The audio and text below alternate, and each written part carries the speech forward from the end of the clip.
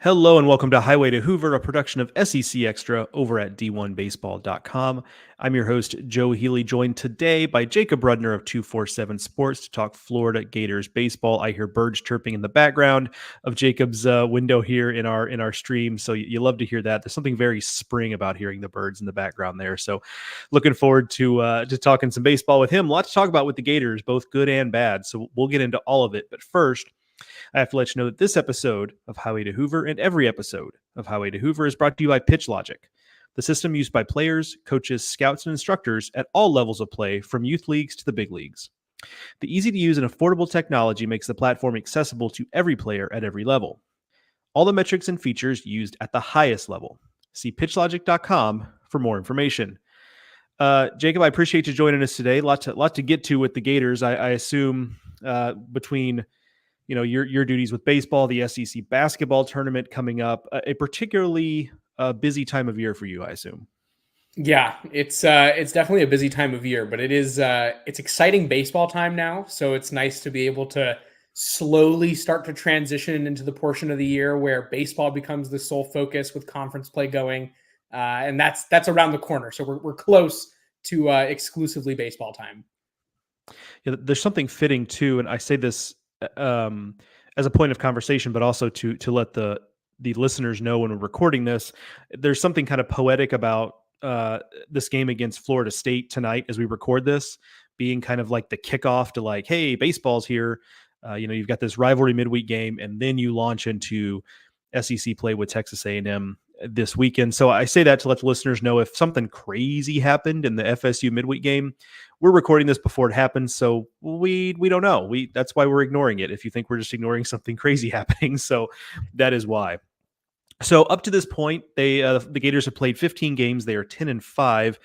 Jacob, tell me how to feel about this team. How would you characterize the first 15 games? I think that there are aspects of this Florida team that are exactly as expected and advertised, such as its offense. We knew that Florida was going to come into the season with a really high octane offense with several guys, especially towards that top, 4 or 5 in the order, who had the potential to be really potent. Guys like Jac Caglianone, obviously, Luke Heyman back in the fold after a really promising freshman year, Colby Shelton, the transfer from Alabama, was somebody who we knew was going to swing it well after he did so last year as a true freshman. So we knew Florida was going to be good on that side of the ball, and they have been. Florida has been one of the more productive offensive teams in the nation. Jac Caglianone is really starting to tap into his power. He was hitting for a high average to start the season, and now the home runs are starting to come. Colby Shelton ranks 4th in the country as we're recording this in homers with 9. All of that is as advertised. We knew that Florida would be that way. I think one thing, if I had to bring up an early and obvious concern, however, would be on the mound. We knew that Florida was going to be young this season and that several true freshmen were going to have to step into these prominent roles, be them in middle relief. Guys like Robert Satin, Alex Philpott, you mentioned the Florida State game. He'll be starting against the Seminoles. Luke McNeely was a really highly touted name. All of those guys were going to have to contribute. And the results so far through 15 games haven't necessarily been terribly encouraging. And so that's been one aspect of concern on the mound for Florida. And also, I think some of the returning talent where Florida was expecting a lot of production hasn't really happened quite yet. Cade Fisher, Florida's Friday night guy, the Southpaw, has struggled so far this year, has an ERA over 7.5. That has been discouraging. Liam Peterson, who we had a lot of high hopes for before the season, also a true freshman, has kind of struggled, but not in ways that I think are abnormal for somebody of his lack of experience. And then the real surprise to me has been just how potent Jac Caglianone has been on Sundays. So I think Florida has a lot to figure out on the mound, and that's probably the biggest concern. As you know better than anybody, the mound will dictate how well you're going to play over the course of a season when everything is said and done. But I think Florida has a lot of talent in that capacity. And we know that so long as they're figuring things out on the pitching side, they will have the offense in order to be able to hang with pretty much anybody. It's so funny.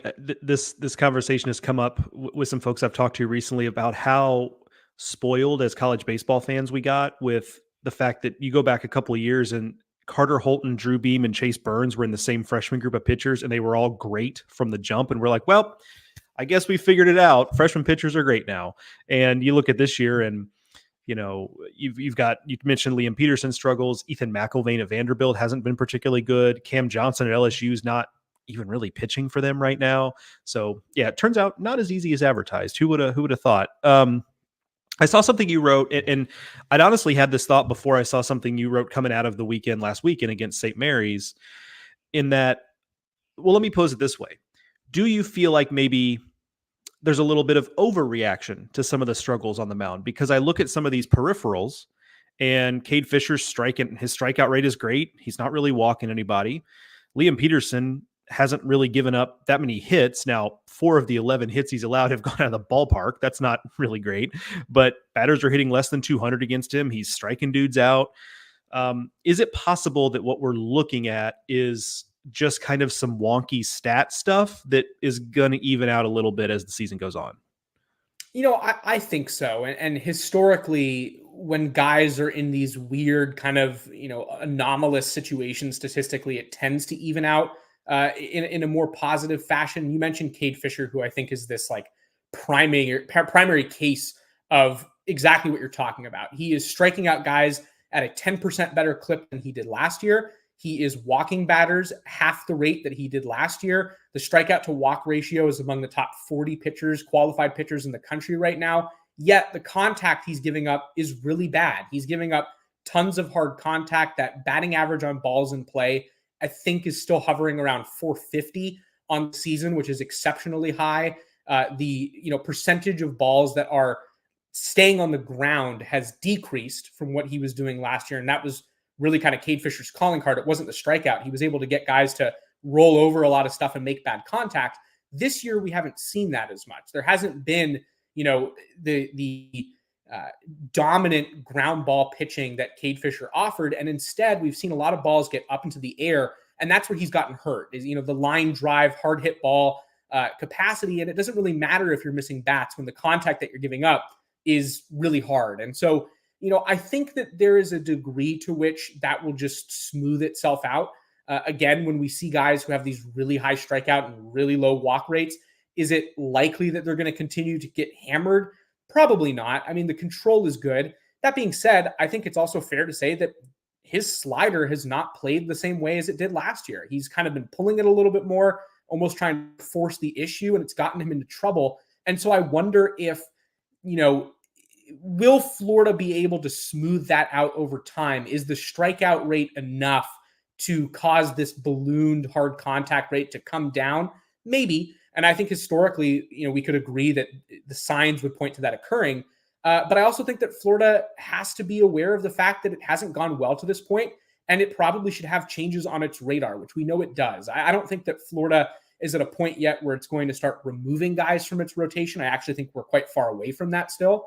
But I do think that we could see some shifting in who pitches in which role. So Jac Caglianone is currently pitching on Sundays. Would it surprise me to see him move up a day in the rotation and maybe pitch on Saturdays, which would kind of give Florida some flexibility to shift him up again into that Friday role? Maybe. And now, granted, there are a lot of complicated aspects that come with moving Jac Caglianone around in the rotation because of everything else he does. But from a pure pitching standpoint, I wouldn't be surprised to see Kevin O'Sullivan start to tinker with the order in which he has guys throwing and see if maybe that can be a spark plug, just in case, these statistics don't even themselves out like we would expect and like history would indicate is certainly possible.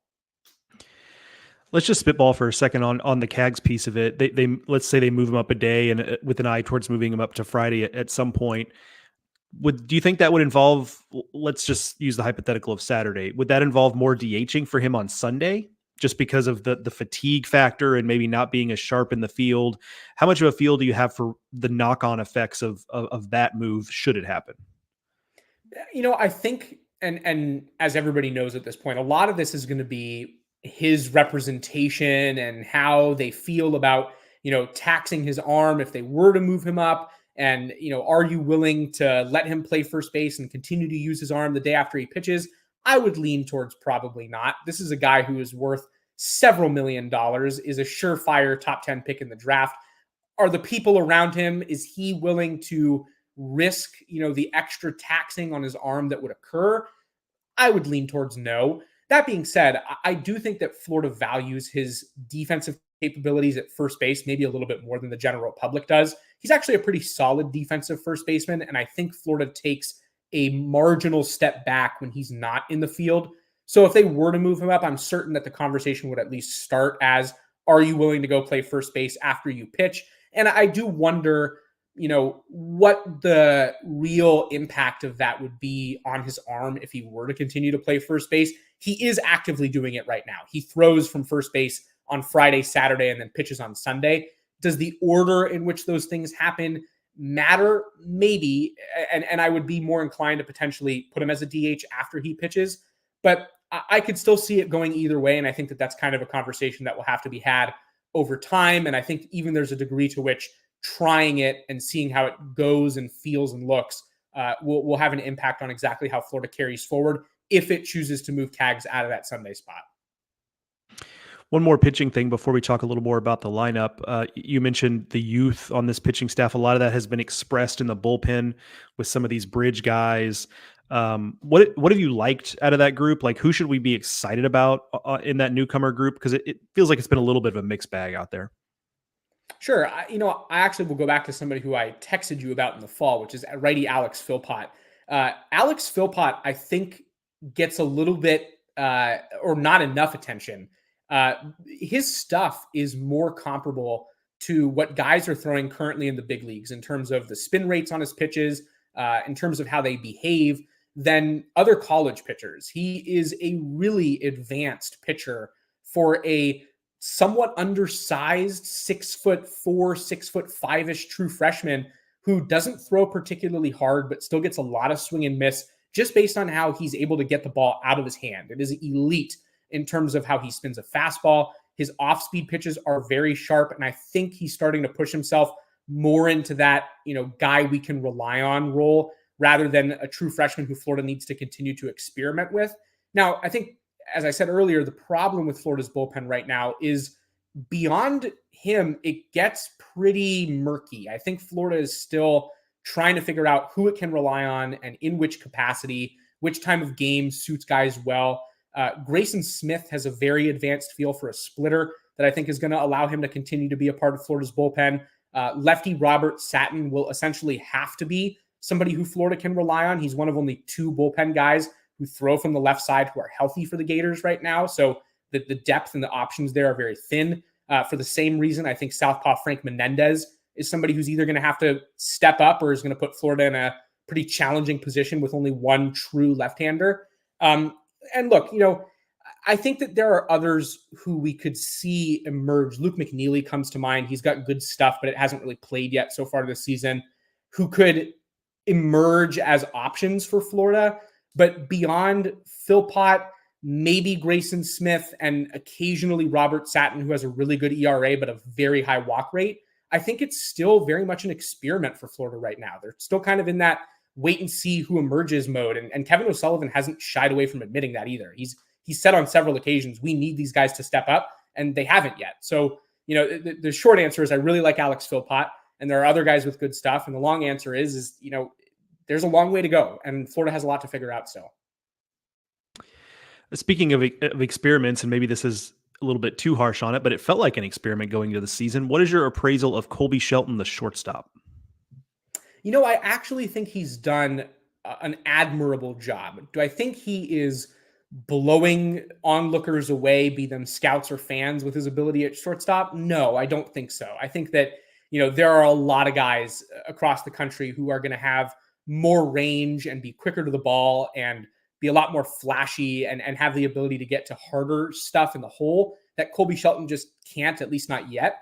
But for a guy who is not really a shortstop, more of a third baseman, I actually think he's done a very good job. He hasn't had a lot of errors. There's some plays that I'm certain he wished that he could have back. But again, and I think Florida fans are starting to realize this, that's a process that's going to require some patience. Florida is committed at this point to keeping Colby Shelton at shortstop. I don't foresee that being something that gets changed anytime soon. And being that he was not really a shortstop last year, there are going to be growing pains that are associated with that. And occasionally he will make a bad read, or occasionally he won't get to a ball that I think Florida fans got used to seeing last year with a guy like Josh Rivera, who really didn't have a whole lot of holes in his defensive game. And so, relative to what you can expect from a non-shortstop, or at least somebody whose shortstop is not their primary position, it's been really good. And I'm encouraged by his arm. And if I were a pro team, I think that he's played well enough